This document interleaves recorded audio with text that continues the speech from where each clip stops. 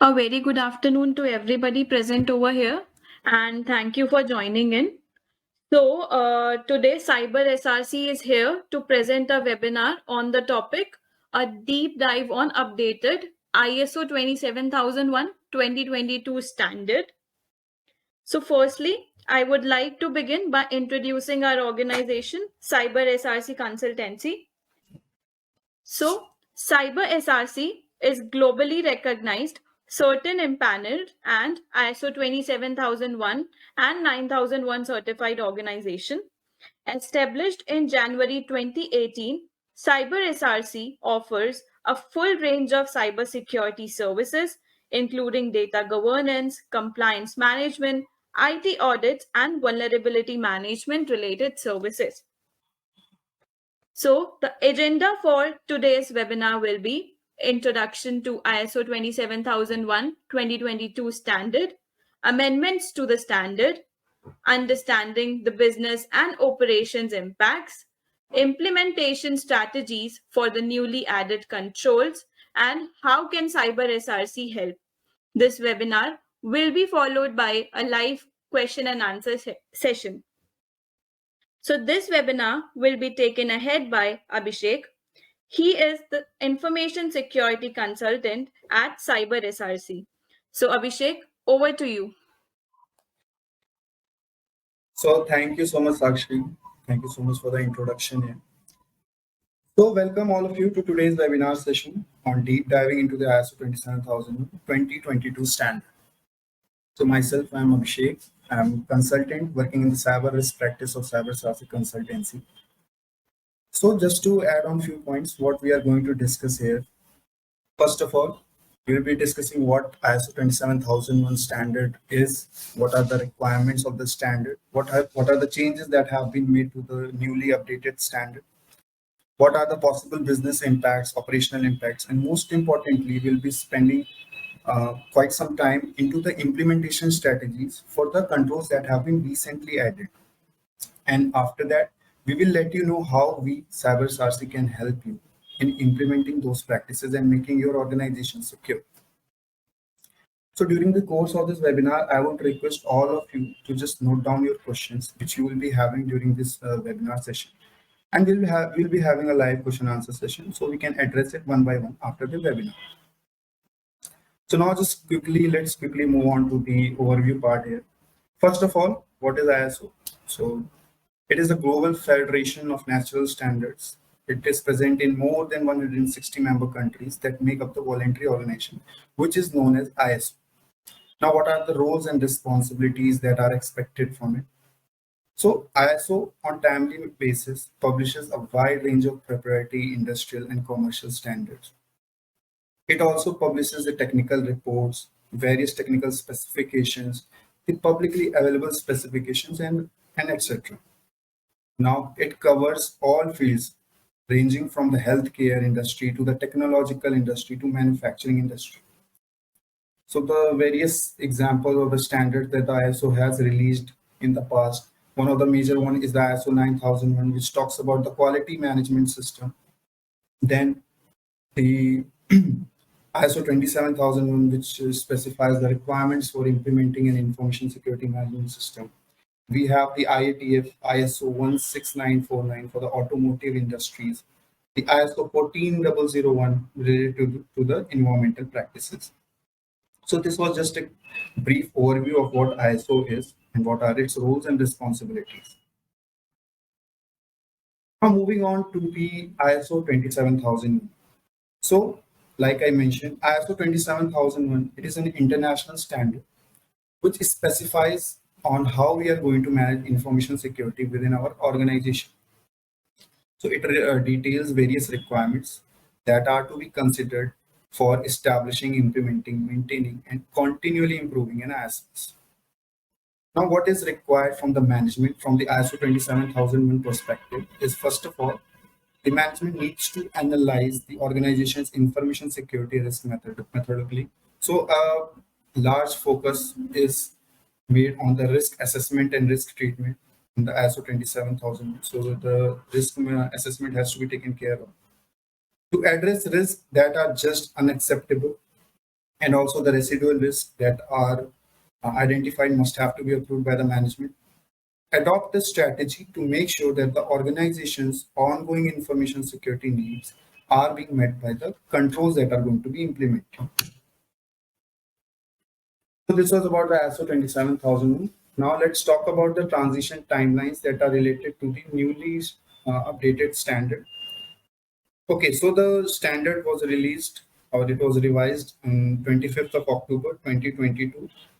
Now the companies can be certified against the 2013 revision until 31st of October 2023. So the timeline has been provided.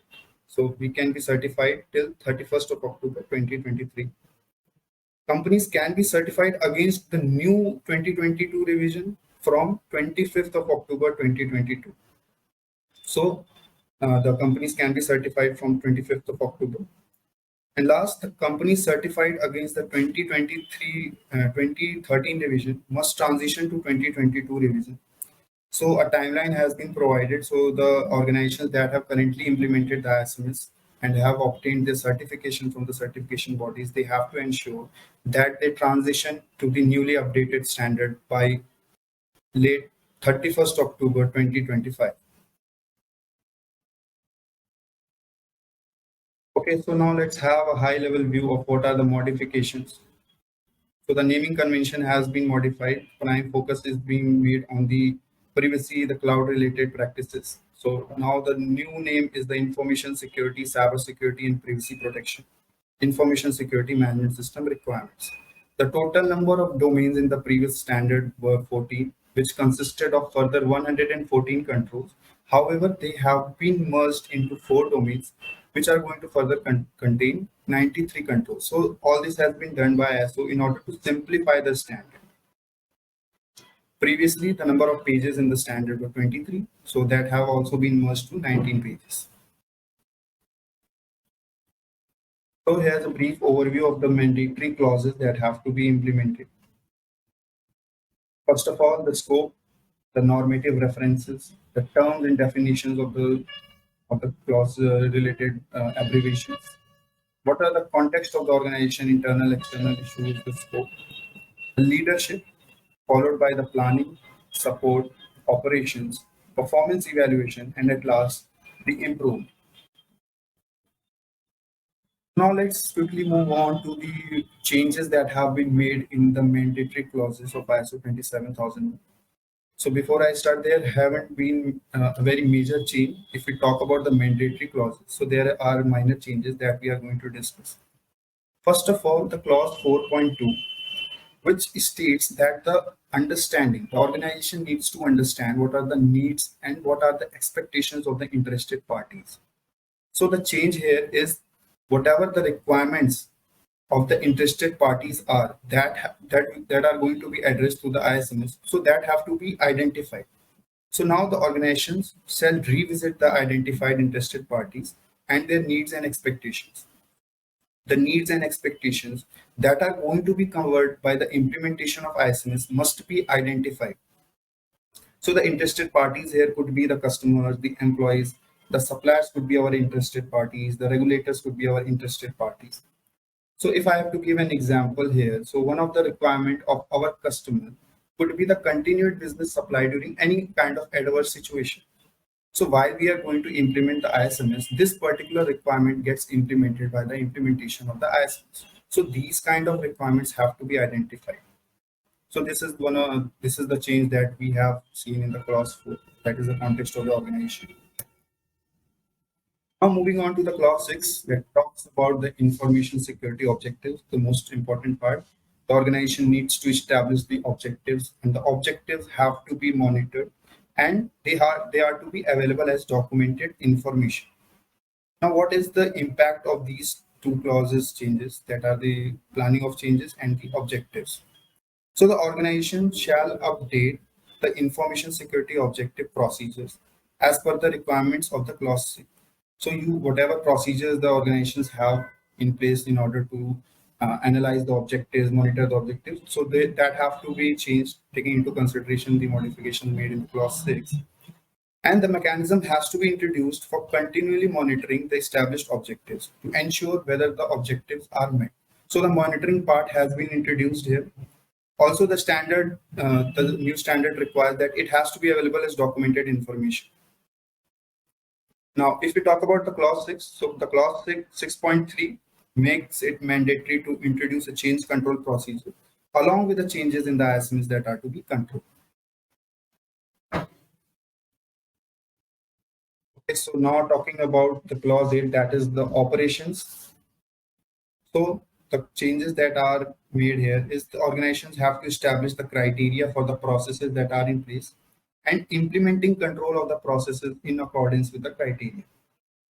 Now the organizations will be required to control the externally provided processes, the products or services, which are relevant to the ISMS rather than just processes. So the organization shall ensure that all the processes are to be controlled that are relevant to the information security management system. So this is the specific requirement of this clause if we talk about the changes that have been made. Now moving on to the performance evaluation. So we see there's a slight change in the clause 9.3.2, that is management review. So management review meetings have to be conducted periodically. It was part of the ISO 27001 mandatory requirements. However, the changes that have been made that specifically requires that the MRM agenda that you are going to set has to contain the agenda that the management has to discuss whatever the changes are in the needs and expectations of the interested parties. So first of all, identify what are the needs and expectations and what are the changes that have been observed during the course of time. And that has to be part of the agenda for the management review meeting. So we have discussed the clause related changes. So now let's move on to the controls. As we see, 11 new controls have been added, which are further bifurcated in 4 categories. So we'll be moving on to the various domains, the 4 domains, and we'll discuss the new controls in depth in the upcoming slides.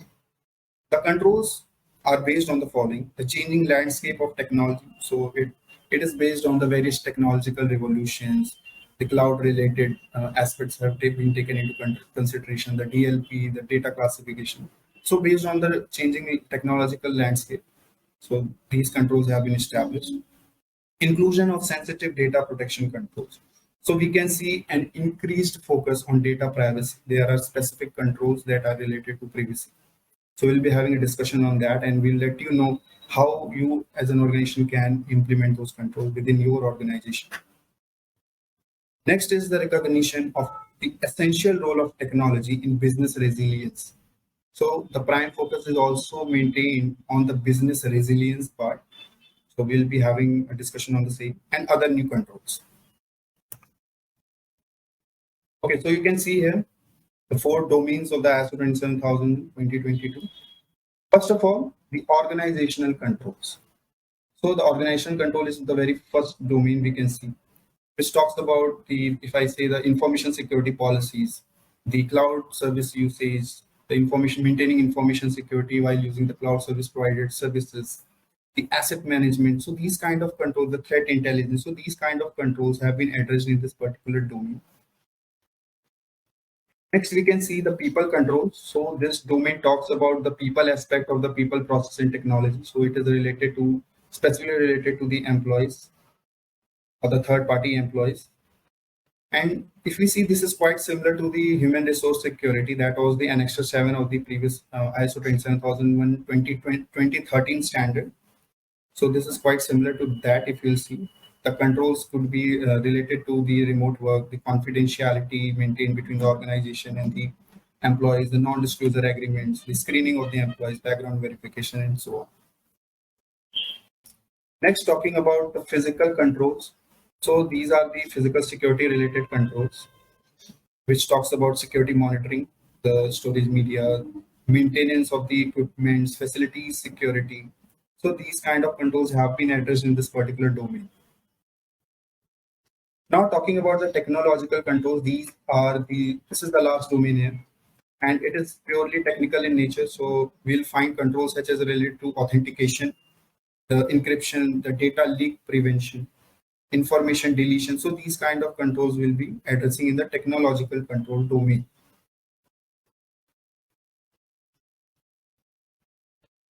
Okay, so you can see here, these are the 4 domains on the left: organizational controls, people controls, physical controls, and technological controls. And on the right side, you'll see these are the complete new controls that have been introduced in the latest standard.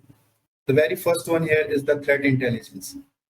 So what is the required here? What is the control? That what the control states here is that the organization has to assess what are the threats that are applicable to the organization. Now, information relating to information security threats, that information has to be obtained through various sources. So that is what the control requires. And the purpose here is to provide awareness of the organization's threat environment so that the organization can be well prepared with respect to the changing threat that are applicable. Next, we can see is the information security used for the cloud services.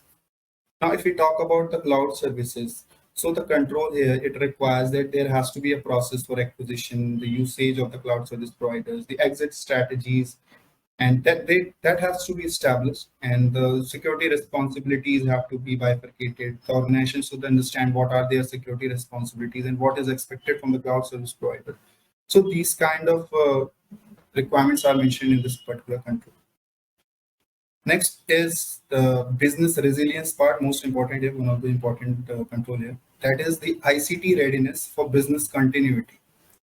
Now what it talks about that the readiness, there has to be redundancy maintained. Readiness has to be planned, implemented. It has to be maintained. And most importantly, it has to be tested on periodic time so that we are ensured that our readiness is up to the mark and we can tackle any adverse situation. The purpose here is to ensure what is the availability, how much we are available in order to tackle the adverse business situations. So now we have discussed on the organizational controls. Next, we'll talk about the people part here. So the very first control here you can see is the remote working. Now the security measures that have to be implemented when the person or the employees, they are working from a remote location. So a prime focus has been maintained on it. Due to the pandemic situation, we have seen a lot of employees working from the remote location. So there has to be controls implemented for it. The purpose here is to ensure that the security of information is maintained even when the employees are working from the remote location. Next is the information security event reporting.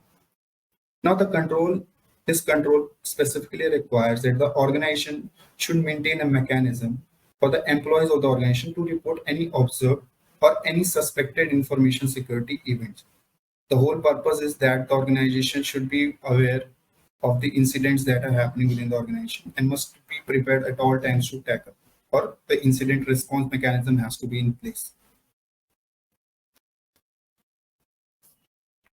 Now, next is the physical security monitoring. So now we'll move on to the physical controls. So we'll see only one new control in this particular domain, which talks about the physical security monitoring. This particular controls requires that the premises that have to be continuously monitored to ensure that no unauthorized physical access is happening within the premise. So the whole purpose here of this particular control here is to detect any kind of unauthorized access within our premises. So this is what this particular control requires. So now we'll move on to the last domain, that is the technological domains. So a lot of new controls, you can see the most number of new controls have been introduced in this particular domain itself. So we'll start from the configuration management. So what configuration management control requires? It requires that the security configurations of the various hardware, softwares, it could be the different services and other networks. So that have to be established, and the organization must maintain documentation of the same. The purpose here will be to ensure that these functions they correctly perform, and the change management is also implemented in order. Suppose if the organization wants to change the configuration of particular services or any other hardware or software, so the change mechanism has also to be implemented. Next, talking about the information deletion. So this is we can see this is related to the maintaining the privacy of information, and it is somehow related to the access rights of the individual. So implementing this particular control will make the organization prepared for maintaining compliance with the upcoming Digital Data Protection Act also. So this control requires that the information that is stored in the information system, or it could be the device, that has to be deleted when it is no longer required. So the deletion process has to be in place, and the whole purpose here is to just remove any unnecessary information that is stored in our organization's network devices or in our organization premises. Next is the data masking. So data masking, the control requires it has to be used in accordance with the organization's topic-specific policy on access control and other related topic-specific policies and the business requirements. So the whole purpose here is to limit the exposure of the sensitive data, including PII. So protection of the PII is the major focus. If you see what is the prime focus of this control. Next, talking about the data leakage prevention. Data leakage prevention measures have to be implemented to ensure that the information, the data from the endpoints are secure and it is transmitted in a secure manner to detect and also to detect and prevent any unauthorized disclosure of information outside of the premises. Next is the monitoring services. So this is related to the SIM solutions, the log monitoring. So a process has to be there for monitoring the event logs, and all those logs have to be monitored for any kind of anomalous behaviors. And most importantly, I would like to relate this particular control with the threat intelligence one. So the threat intelligence, we get to know about various threats that are relevant to the organization's premises. So on the basis of the threat intel that we receive from the external sources, we can just enhance the monitoring services, or we can improve the policies of our SIEM solutions and the practices that we are following for monitoring and alerting. So this is somehow related to the threat intelligence as well. Next is the web filtering. So web filtering basically means just to restrict the access to any external websites that might be having any malware. So just restricting the access to them, applying policies, applying the inbound and outbound traffic routes, so that those particular websites that are suspected to be of malicious nature, they can't be accessed by employees. So this is what this particular requirement here is. At last, we'll see the secure coding part. Now, what it requires is that the secure coding principles, so that has to be implemented in the software development process. The developers have to be ensured of the secure coding guidelines. Because why it is important? Because if they are aware of the secure coding related guidelines, if they are aware of the various OWASP related threats, web application related threats, so they will be performing the coding activities in a certain kind of manner, so that the software that is going to be eventually developed will be secured from any external threats. So this was just a basic overview of what the control requires here. Now talking about the controls that have been completely removed in the new standard. First of all, the Annexure 8.2.3, which talked about the handling of assets. So that control has been removed. The removal of assets has also been removed, and reporting of the information security weakness. So there are 23 controls that have been changed. So their names have been changed, and certain slight modifications have also been made in order to make them easier to understand. The very first one you can see, we have showcased two examples here. One of them is the information systems audit control. So the name has been changed, and now you can see the protection of information systems during audit testing. The information and communication technology supply chain, that has been modified to the managing information security in the information and communication technology supply chain. Okay, so we have discussed on the various new domains of the ISO 2022 standard. Now let's relate it to the 2013 equivalent. How we can relate it for our proper understanding and make it efficient. First of all, the threat intelligence. We had a control named the contact with special interest groups, which required the organization to maintain contact, such as maintaining contact with ISACA, the certain various other advisory groups. So we can relate it to that. Next is the identity management, which is now we can see in the previous standard was related to the user registration and deregistration, the access provisioning, deprovisioning, the reviews. Next, we can see information security for use of cloud services. So in the 2013 standard, there was no specific control that talked about the cloud services, but we can relate it to the supplier relationship, which talked about maintaining security while adopting any services from the external entities. Next, we'll see the information security during disruption. So this is again related to the Annexure 70, that is the information security continuity during adverse situations. ICT readiness for business continuity, related to again the Annexure 17, verification, review, and evaluation of information security continuity. Then we have the physical security monitoring, related to the review of user access rights, configuration management, quite similar to the secure system engineering principles. Then we have information deletion, which is similar to the Annexure 18.1.3 that talked about the protection of records. Next is the data masking, which is similar to the protection of test data. DLP, data leakage prevention, similar to the management of technical vulnerabilities, which came under the operation security domain of the ISO 2013 equivalent. Then we had the monitoring activities, which were similar to the logging and monitoring, web filtering, similar to the security of network services, and at last the secure coding. So, which was mentioned in the 14.2.1, which talked about having established secure development policy. So now we can, so these attributes have been introduced. First of all, the control type. What is the type of the control? Whether it is preventive in nature, whether the control specifically is detective or it is corrective in nature.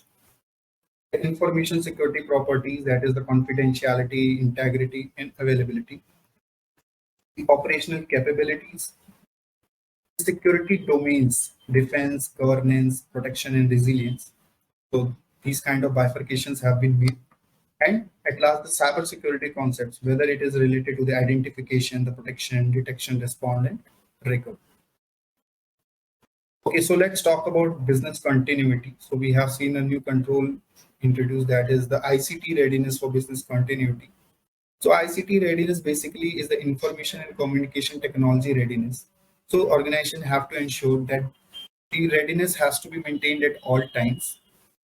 So this is, we can see this particular control in the 5.30 annexure of the newly released standard.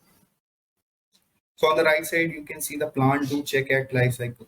First of all, assessing the risk, performing a business impact analysis that must consider the ICT devices, implement those controls, training and awareness, continuous improvement, and at last, most important is the monitoring and the reporting part.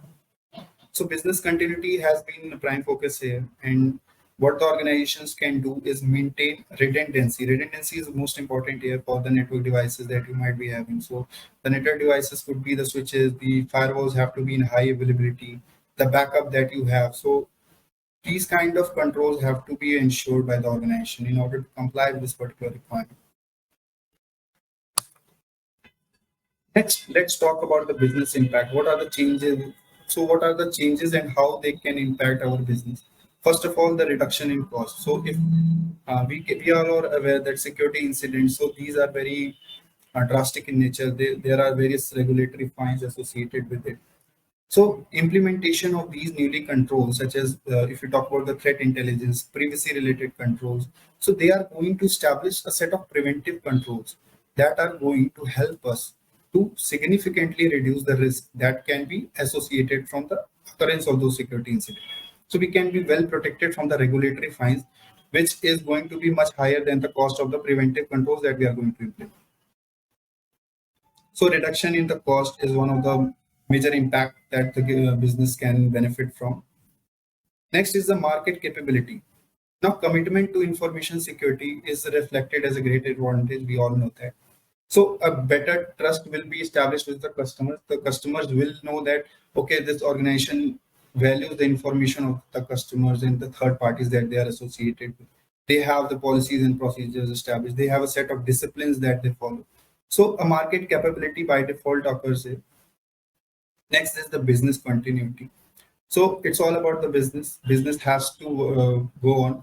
And if you talk about this the particular control that mentioned ICT readiness.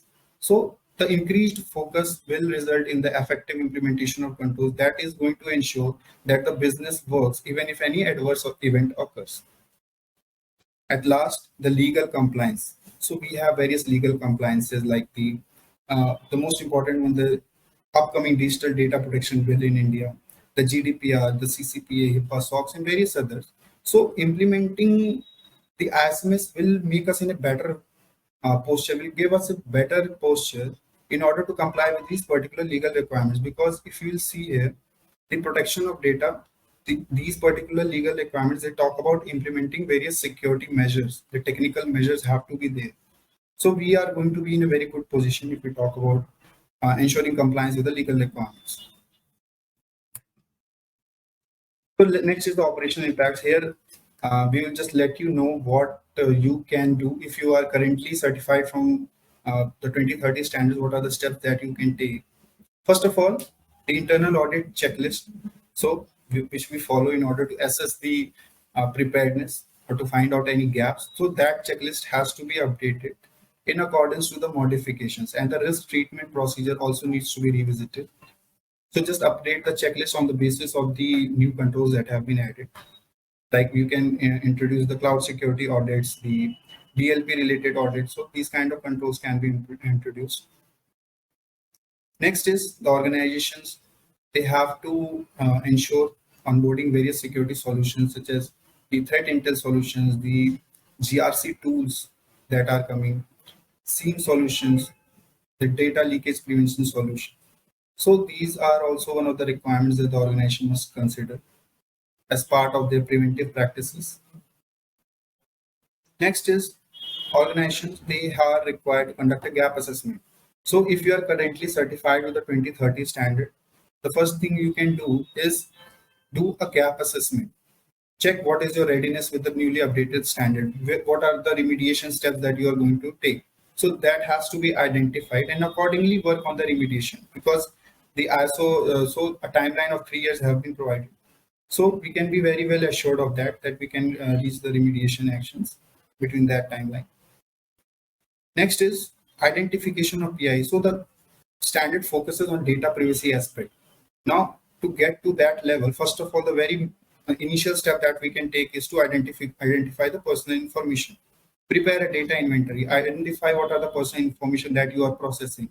So if it is related to third party, then that is more critical.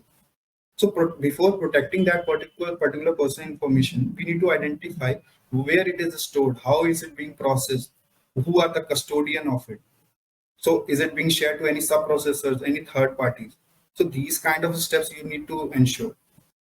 And also the security techniques such as the anonymization, pseudonymization, and encryption. They are also to be considered to ensure protection. At last, the organization, they have to ensure that information security is taken into consideration while adoption of cloud-based services. So as we all are aware that the organizations are moving towards the cloud services or taking services from the cloud service providers.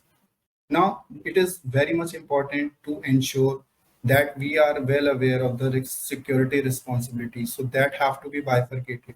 We must be aware of our own responsibilities. So just to brief this out, whatever devices that are being connected to the resources of the cloud services.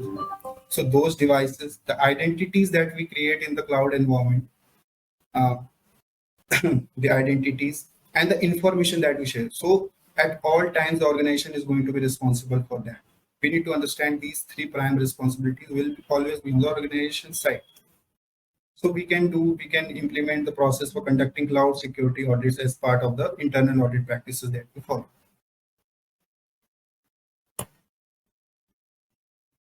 Okay, so let's deep dive into the various implementation strategies or steps that we can follow in order to implement the newly introduced controls. So first of all, as we discussed about the threat intelligence, what we can do is subscribe to the various independent providers or advisors, the government agencies. So timely manner, we are going to receive those threat intels, which can help us to implement procedures for existing and emerging threats. Strategic threat intelligence, tactical threat intelligence, and operational threat intelligence. So basically, what is strategic, tactical, and operational threat? The strategic threat here, it talks about high-level information on risk-based intelligence. So for the designing of the policies and the procedures and taking the risk treatment steps, so these kind of threat intel is important here.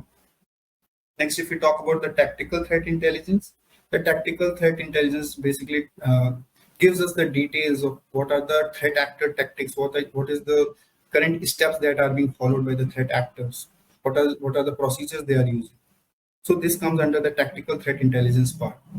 Next, if we see there is the last one here is the operational threat intelligence. Basically, it provides us the information about specific incoming attacks. So it could be related to any zero-day vulnerability that has been exploited in the wild. So these kind of threat intel also we can get from the external sources. So next is the information security for the use of cloud services. So very first thing I would recommend to prepare a cloud provisioning checklist. So on the basis of that checklist, assess the cloud service provider. If you are going for, let's say, AWS, Iota, and Azure, so assess those environments on the basis of your provisioning checklist. Okay, what are the measures that the particular CSP has implemented? What are the compliance certifications they hold? What is the SLA that they are going to provide? So on the basis of that particular provisioning checklist, you can ensure, like, okay, this is what the cloud service provider we are going for. Also, define a policy and procedure for the usage of cloud services. Most importantly, review the cloud service agreement. So this is very critical. Let understand what are the services that they are going to provide, what is the backup related controls they have implemented, what is the uptime, service uptime that they are going to provide. So these kind of agreements also have to be reviewed. Any changes to the cloud infrastructure are to be considered. Also, the agreement, ensure that the agreement includes the support in event of any information security incident in the cloud service environment. So these kind of controls we have to ensure are effectively implemented. Efficient cloud service communication. Yes. Next, let's talk about the ICT readiness for business continuity. So very first thing, perform a business impact analysis considering the information and communication technologies, technical devices. Perform business impact analysis like, okay, so let's say these are the critical processes. If they fail, what is the current readiness? How much are we prepared for it? What are the ICT devices that we have? Are we maintaining any redundant devices like for the switches, the firewalls, and other network devices? What is the status? Even the laptops. So are they maintained in a backup or not? Establish, implementing, maintaining, and evaluating ICT continuity plans. So this has to be ensured at all times. Ensure that also you identify the RTO and RPO for the resources and the services. And also make sure that you periodically test those identified RTOs and RPOs. So this is very critical.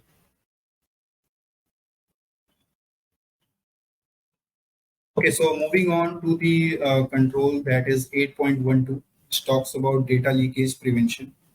So before moving on to implementing the DLP solutions, I would just like to add on few points here. First of all, classify your information, whatever the information you are holding within the organization. Classify, make a process for it. Okay, so for example, let's say the top secret, the confidential, this is the public information, this is the internal information. Once you have classified all the information, it would be easy for you to know, like, okay, these are the information we are going to protect first. Accordingly, implement a DLP solution, implement policies and procedures, and tracking is also most important. DLP reports are to be tagged daily by someone to identify any kind of unauthorized disclosures. Next, you can see here are the monitoring services.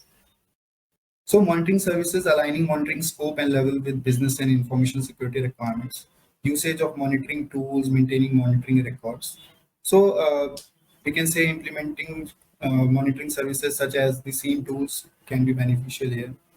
The reports are to be reviewed, assessing what are the intrusions that have been identified, whether the IPS is able to block those intrusions or not, what are the steps that you're going to take.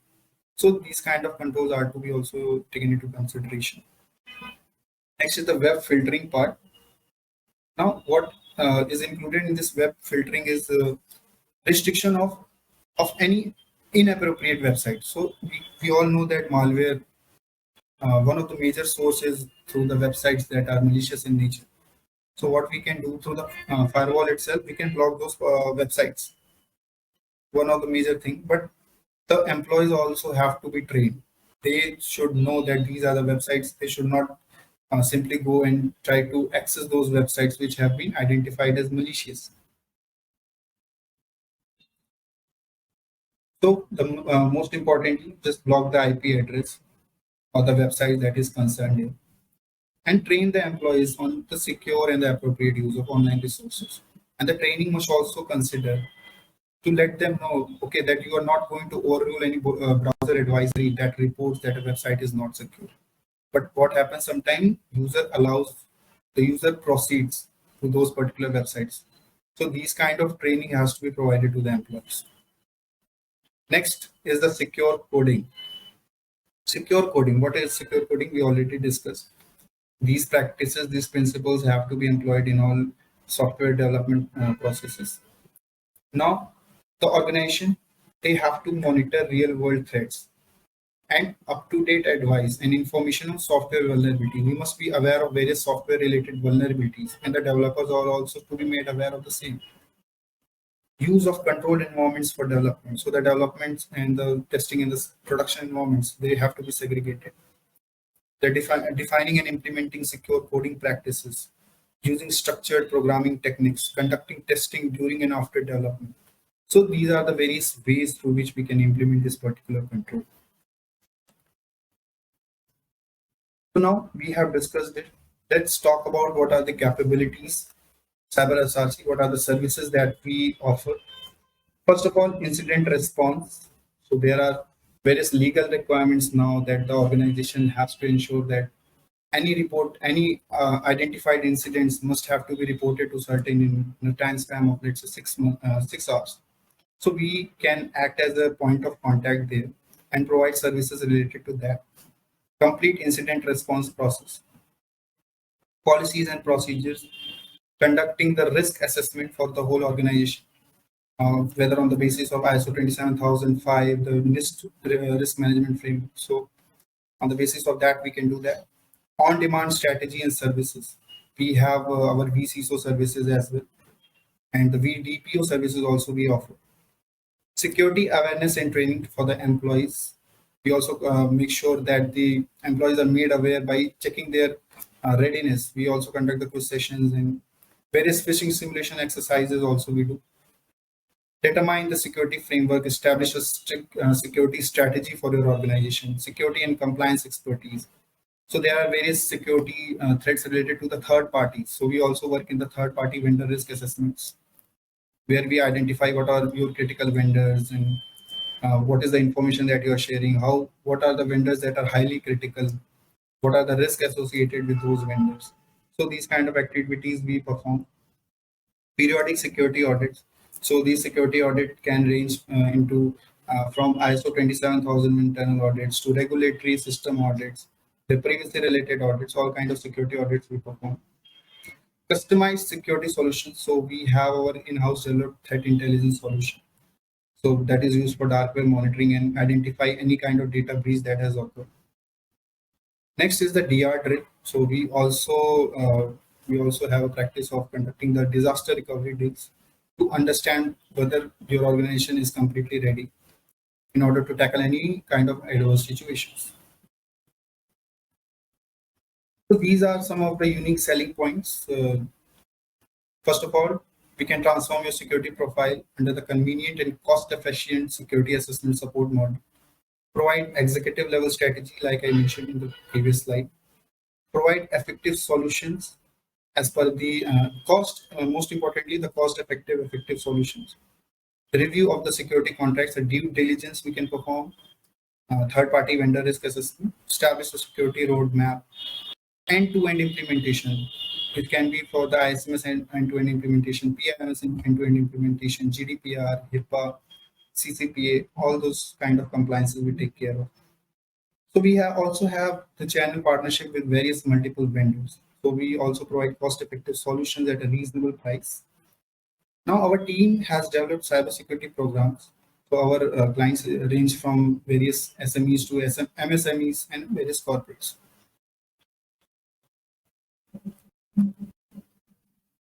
So I would just like to brief you on the various cybersecurity solutions that we have in-house developed. First is the SRC which is a digital threat monitor, detects and response solution that assists in phishing and rogue domain and application monitoring. So we can perform the dark web monitoring for your organization, identity theft, malware scan, and source code leak detection. So any kind of source code leak detection or any personal information leakage can be identified with our tool. This platform also provides solutions to protect your organization from any sort of web defacing, any brand impersonation. So if we see, talking about the risk assessment process, the brand image is considered to be one of the most critical asset for the organization. So this tool will help you to protect your brand as well. Vulnerable network infrastructure and other critical problems. Also, we have our vulnerability management system. It is an advanced and extensive solution for the continuous vulnerability management of the organization's IT assets. Now, at last, how we CyberSRC can help you. So we offer a pool of experts and experienced cybersecurity professionals who are aware of the challenges that are faced in the industries. So we work in various domains, various kind of industries. So we have exposure to different organizational aspects. So we can provide you the structured, transparent, and guidance to the organization which you require with respect to data protection as well. So we here at CyberSRC, we also work with the customers to develop programs that will support them to stay focused on their business goals. So we establish the objectives that are relevant to the business objectives as well. So we take into consideration the fact that the information security objectives on one hand is going parallel with the business objectives. So these are one of our services that we provide. So we have a team of various qualified professionals. We work in multiple industries such as the manufacturing industries, the BFSI industries, insurance, healthcare, and various others. So we have our consultants and auditors who have various industry recognized certifications such as the CISA, CIPM, the ISO27001, ITIL. So these are various some of the few certifications that our consultants hold. So we believe in adding value to your business, which is enabled through our center of excellence, and we have the end-to-end capability for program build operations transformation. So we are also trusted by various companies around the world, as you can see on the screen here.